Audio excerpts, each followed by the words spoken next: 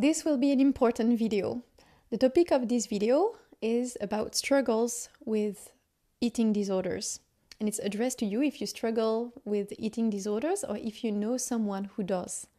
It can also be interesting if you have some type of addictions or compulsive behaviors. And so it was very important for me to make this video as I have been healing from a decade long of eating disorder. And I wanted to share my experience and also my healing journey with you today. Now, I will be doing more video about this very topic, about addictions as well, and general journey towards healing and self-love. Now, thank you for joining me on this difficult topic. I am Alicia Billois, I am a medium, I do channeling privately as well, and I'm also a healing facilitator. I do channeled guidance on YouTube, and I also channel the future of our timeline, but I also bring my experience and my knowledge to help you gain more self-love, accept your shadow, and open your heart in general. First of all, there is multiple eating disorders. It comes and manifests in different ways, and sometimes for somebody it can be multiple eating disorders at the same time. And so it will extend from food privation to mental anorexia, to bulimia, orthorexia. Dysmorphophobia can be also linked to this. Hyperphagia. There's so many different compulsive behaviors that will be the manifestation of the same wound. First, so what kind of trauma trigger eating disorder? Well, many do. And it doesn't need to be a very specific event, shocking event. It can be a negative feelings, a painful feelings that have been felt in the childhood that has been repeating and never digested, for example. So it's very unique and it's different for everyone. What is important to know is that between gestational and 8-year-old, you're not really able to make sense of things. So your reality is mostly felt. You're experiencing without rationalizing what's happening. So you will experience many emotions without making sense of it, without putting awareness on it. And so in the case of negative emotions, you will experience something, you will retain this experience in your memory, but also in your emotional body and energetical body, and it will stay there blocked and trapped. What is going on an emotional level precisely? So when it comes to eating disorder, it's the physical manifestation of an emotional wound that occurred most likely in the childhood. That's where all traumas are experienced. And then whatever happened in the adulthood are reactivation and trigger of this wound. Of be shame, reject, abandonment. It can be also betrayal or injustice. Now, the reason I made this video is because of my experience going through a decade long of eating disorder, of multiple eating disorders, and healing from it. I wanted to share what I learned, what I have experienced, and basically my journey a little bit later in the videos. Eating disorder is a manifestation, a symptom of something that is deep inside yourself. And sometimes you need to retrieve the missing pieces. That's actually something I'm doing in my channeling session, not with everyone, but I tend to meet and attract people who have memories they cannot retrieve on their own, or just because they were too young to recall this memory, and I come dig up with my channeling abilities. That's something I do, and I tend to attract people in need of this healing and in need of retrieving these missing pieces. This shadow part, these wounded pieces that are in your subconscious, that live in your subconscious, all they need is to be seen and integrated back into your light, into your life, your reality, your identity. So you need to put the light of your awareness on these events, on these emotions, because it's not just mental, it's not about knowing what happened, it's also about being able to close your eyes and let the emotions expand in your heart and feel the emotions that were never felt before. So the wound wants to be seen and accepted and integrated. So the first thing you can do is to take a page, take a pen or your laptop if you prefer, and set the intention to write a few things about either your symptoms, the eating disorders, how you feel when you're triggered into a crisis, how you feel after, anything that crossed your mind that is the easiest to put into words to begin with. And then when you're ready, take this paper, go in front of your mirror and read it out loud. Another reason why this wound is manifesting in your reality so strongly is very often linked to past negative emotions, so the pain that was at some point dismissed by your caregivers or your family or your environment. Dismissed or not understood, or at least not validated, sometimes maybe denied. It will depend on your story. But this is also a taught behavior that the wound should not be looked at and buried inside. And now, when you try to control, to fix the eating disorder by eating less, buying less things you can engulf later, these controlling measures are actually creating more resistance. It's not addressing the root cause, and it's actually making the shadow inside of yourself bigger and bigger and louder. Now, something that is very important to understand is that the absence of self-love or self-hate is the real issue. So something you can do, again, taking a paper and a pen, is to self-inquire. Ask yourself a few questions. What was the emotion I was feeling the most when I was a child? What are the emotions I feel as an adult? Why is it so hard to express my pain? Who would be triggered if I express them my pain, or express them my emotions, or open up about my emotions? So ask yourself these few questions. You can always set the intention before falling asleep, or in the moment, in the few minutes before you fall asleep, you can set the intention of retrieving these missing pieces to have the answer to your question. It really works. You can end forgiveness. Forgive yourself for the harm you have done to yourself in the result of the harm that was done to you. That is very important. You might be hiding these eating disorders to your loved ones, to your family, to your environment, and so it creates a lot of shame on the top of your root cause wound. And so I know that there is flashes, there is memories, there is incidents when someone caught you in action. And yeah, that triggers a lot of pain. And I think you need to forgive yourself, accept it and forgive yourself. Forgive yourself for this harm. You need to understand where it comes from, but you also need to integrate with love and compassion. As I said, eating disorders expresses in a very strong form the absence of love. The absence of love that should have been given to yourself, your child self, your inner child. And so you have a wounded child inside of you that wants to be seen, validated, and acknowledged. And I invite you that we do just that right now.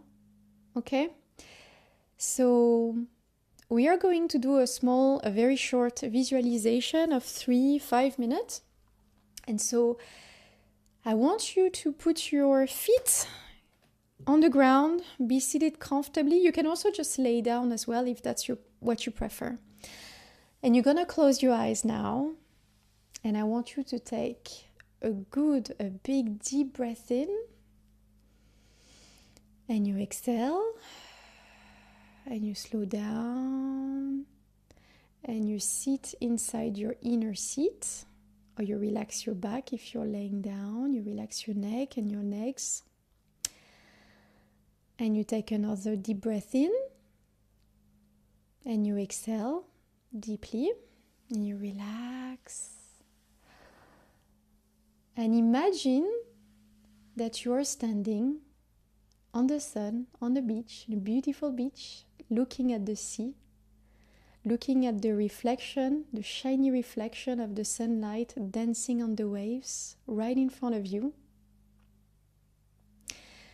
And you relax. And you're all by yourself. And it's beautiful. It's almost sunset.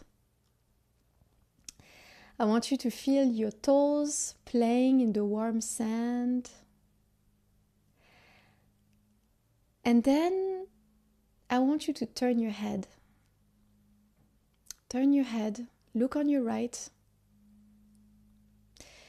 And you see someone in the horizon.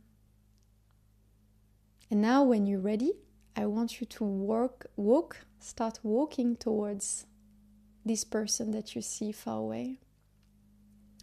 Walk slowly, but steady. I want you to walk towards this person. And you will soon notice that it's a child. It's in fact you as a child. I want you to look at this child. I want you to feel this child. What does he feel or she feel? How old is the child? This child has been waiting for you for a very, very long time. I want you to come very close to this child. What is the child doing? How is he or she standing? What does he feel? What does she feel? I want you to take the child in your arm and give him or give her a big hug and share with him or her all your love. All your love. I'm sure you feel what the child is feeling as well. And now you can also tell the child that he or she is seen, understood. Those feelings were real. What happened to him or to her was real.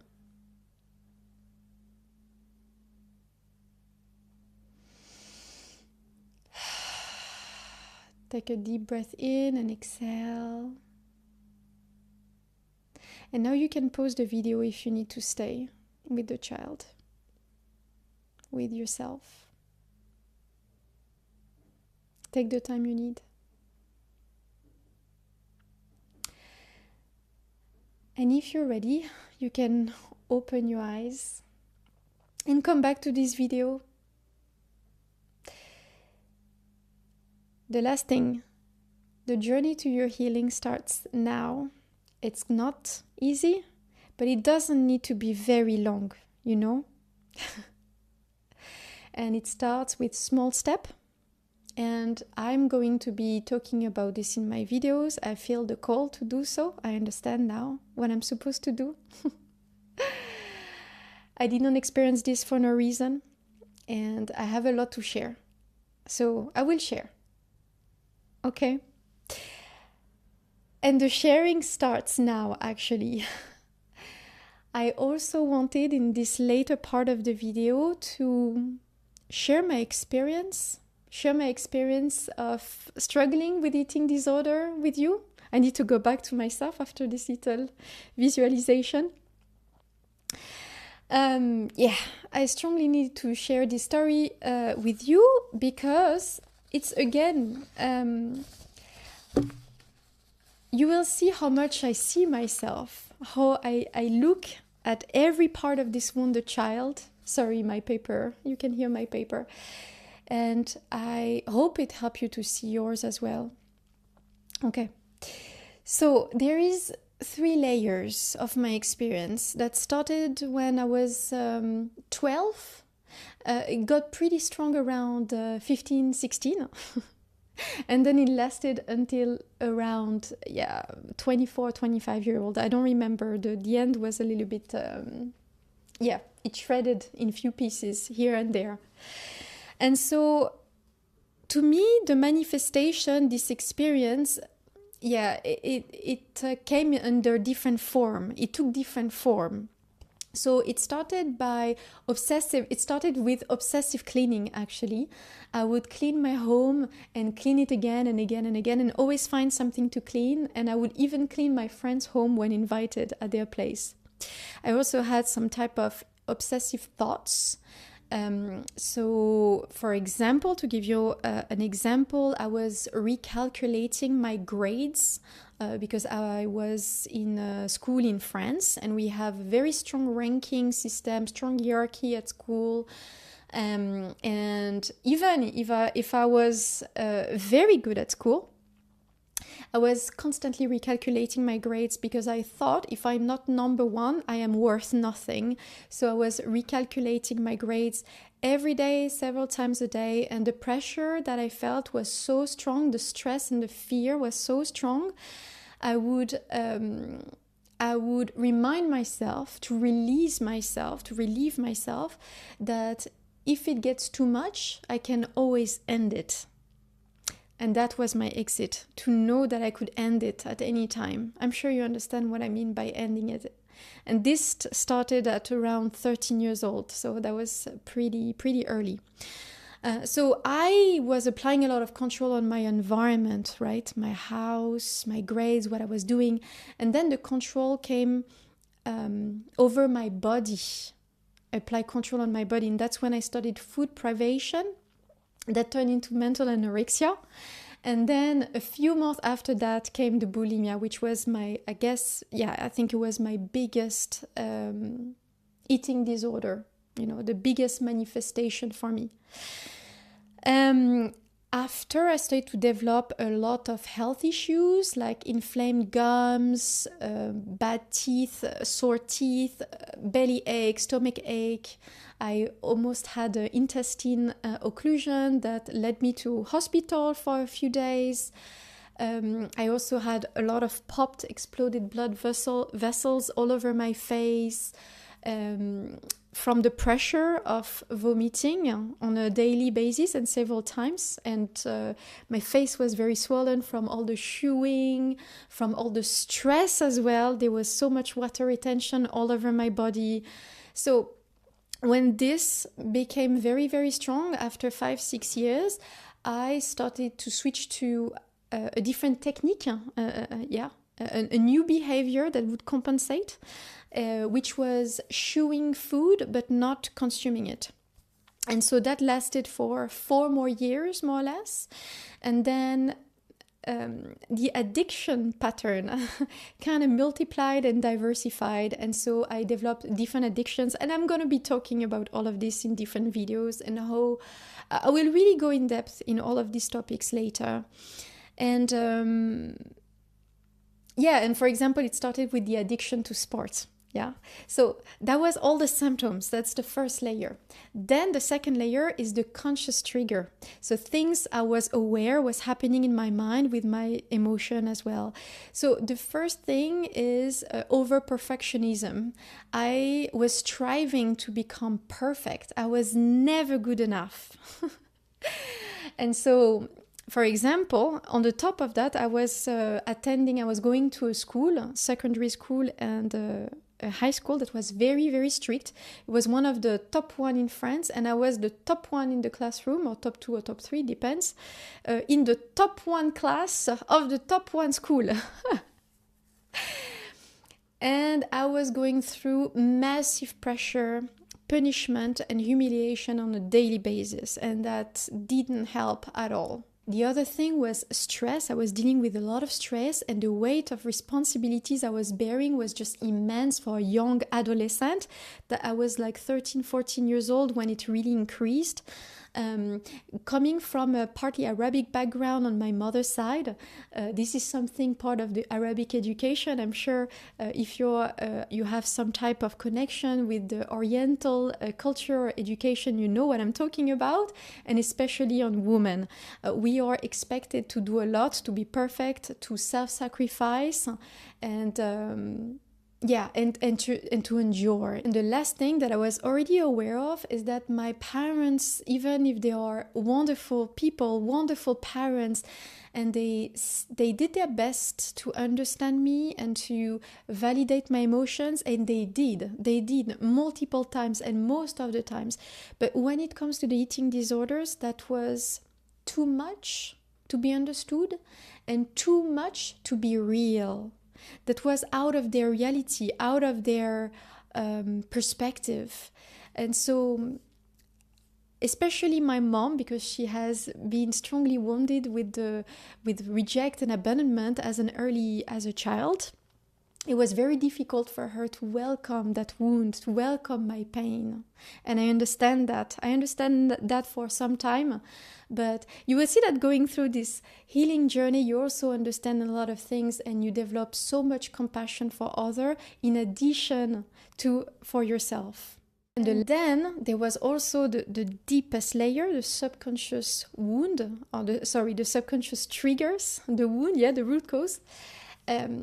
And so they were also multiple. They were the ancestral and the transgenerational baggage, karmic baggage coming from my past life. I know now, I am aware there's a lot of addiction stories in my parallel lives, but also in my ancestral line, in my lineage, my family lineage, there is a lot of stories of self-sacrifice, self-sacrifice, self-abandonment, self-reject, shame tied with sexuality for women is very, very strong. And so the other thing was I also learned later, when I was 26 years old, 3 years ago more or less, that I have been victim of sex abuse when I was a child between 6 months and 2 years. So as you can see, eating disorder is just the symptoms. I don't think fixing it or trying to fix it or control it will resolve, because as you can see in my story, in my experience, the triggers, the wounds are there. They are big and they are tangible, and those are the ones that needs to be addressed, seen and integrated.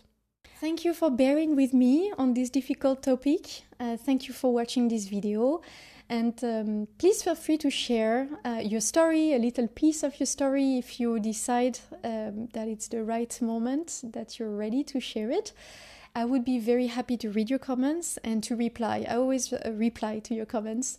I will be talking more about this. I will be sharing guidance. So what I do is I connect to you.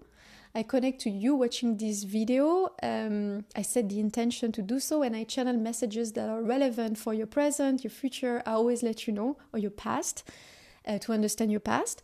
And I also channel topics regarding where we are heading as a collective, and we are heading on a very beautiful timeline. Our future is glorious, our future is bright, and I love to channel about that as well. Thank you again for watching, and I want you to know that you deserve all the love in the world.